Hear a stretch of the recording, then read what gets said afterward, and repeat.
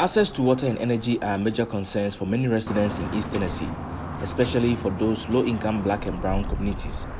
Tennessee is among the poorest states in the U.S., ranked 11th with a mean household income of $76,937, according to a 2023 report by World Population Review.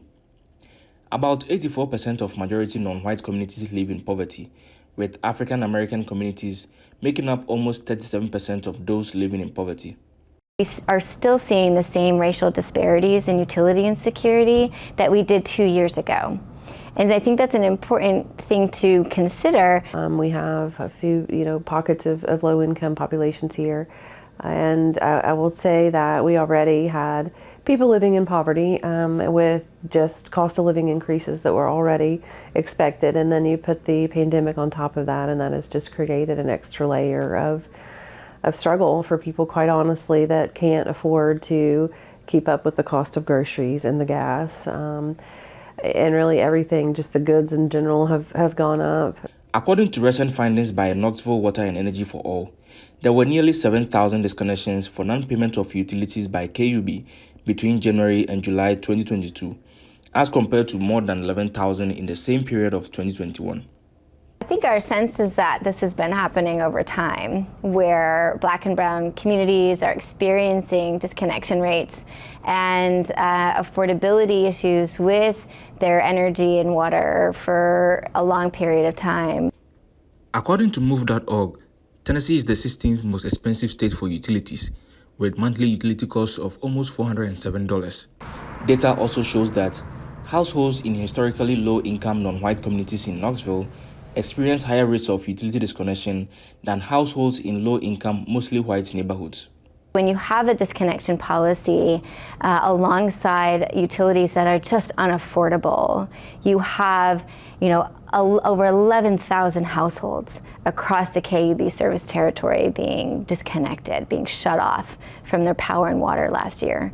The problem with that is that if they don't pay it in full for whatever that arranged amount is, they will cut them off immediately, and then the entire amount comes due again. So that's where we see people get cut off most frequently. According to KUB, customers are disconnected for non-payment when they have used as much as 2.5 months of service with no payment. Customers receive a bill notice and a door notice before they are subject to disconnection.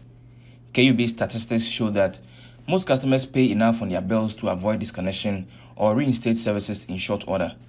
KUB's payment policies allow customers to maintain services as long as they are making a genuine effort to pay, and accommodate customers who are chronically behind in their utility bills. Some states have more protections for residents.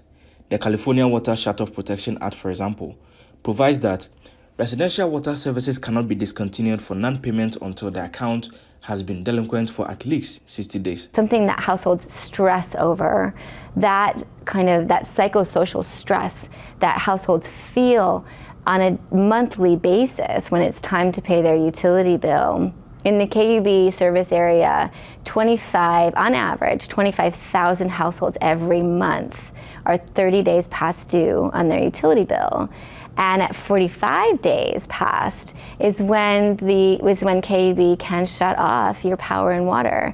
I think that right now what they're doing is it's anywhere from 30 to 60 days is where the notices are. And so I know that we are pushing here locally to look at doing something with 90 days and trying to have 90 days with both evictions and utility prevention. When you have KUB in all these partnerships across Knoxville, working so hard, right, to provide utility assistance, to make sure that families are not disconnected from their power and their water, and yet despite those efforts and that good work that's being done, those disconnection rates, those disparities have not changed.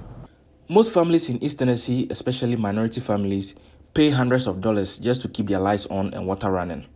These families, who mostly live by paycheck to paycheck, struggle to keep up with everyday livelihoods such as rent, groceries, healthcare, and many more.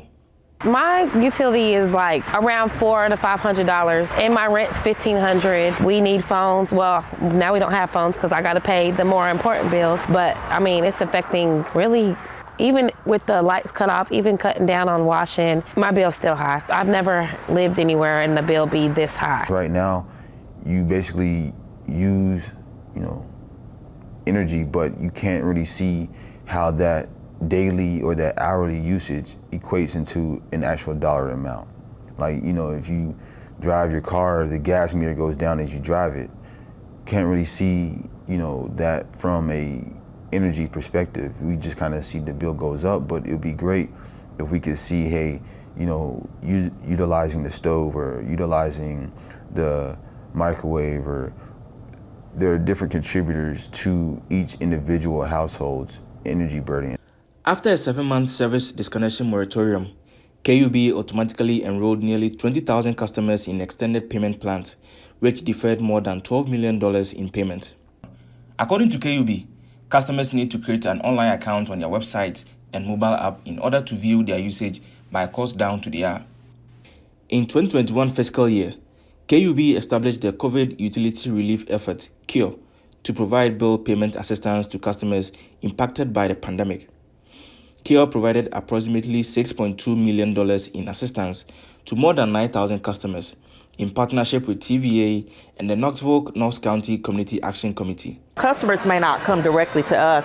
They might go to an agency, they might go to CAC, they might go to KCDC and say, hey, I need help paying my utility bill.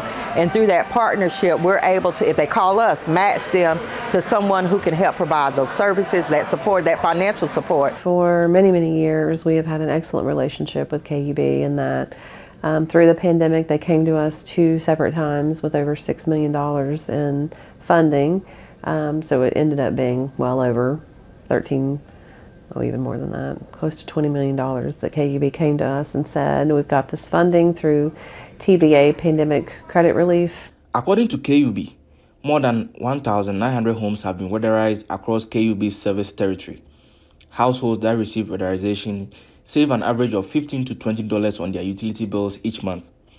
And more than $28.6 million have been invested in weatherization for KUB customers since 2015. That used to be prior to pandemic funding that would range somewhere between $4,000 and $5,000, and now we're up over the $7,000 mark. And then in addition to that, we have just started back at the beginning of, the very end of November. We started our KUB utility support program, and that was in partnership with them, and that was another $6 million that we were trying to get out the door.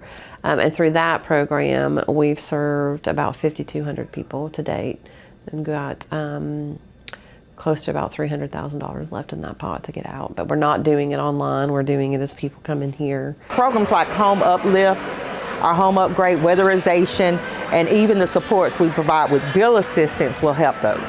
Many communities in East Tennessee offer assistance to low-income residents on a sliding scale.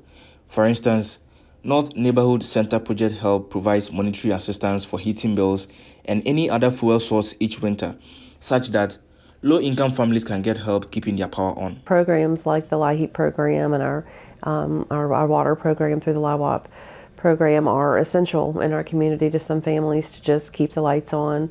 We are paying on the high end, our levels of benefit right now are about $800. The Tennessee Valley Authority said the board of directors have left rates unchanged for the last 4 years without explaining how rates are set. The TVA also said it participates in programs like Home Uplift to incentivize homeowners to upgrade their homes to be more energy efficient. The current economic situation in the U.S. makes it more difficult and stressful for low-income households to upgrade their homes. According to a 2021 report by KWEA, KUB should acknowledge the fact that there are disproportionate racial impacts. The report also states that KUB should convene one or more summits to question both the city's black leadership and to the city's grassroots community of what aspects of the unaffordability of KUB service represents impediments to persons receiving affordable life essential services. Our action plan is to make these data transparent so that they are available to the public. So people understand it's a municipal utility, it's a people's utility. These are the people's data, right? So to understand, like, if you have a program or a policy change, how is it impacting people? Is it working as intended? Is it working to alleviate the stress and impacts of shutoffs, right? So that transparency piece is really important to our mission. I do understand the energy burden, and I think that's why we have these programs in place to kind of meet people where they are, help them be more energy efficient, help them save on their water. According to KUB, every resident pays the same amount for utilities, regardless of economic status. One of the things that I've come to understand about utility rates is they're equal. So they're equal based on the amount of utilities you use. So I started thinking about, well, what impacts it? Why do we have this financial burden or this energy burden? But sometimes it's our homes. So maybe the homes need to be more energy efficient, and so we're using more utilities than we would if we had some of the upgrades.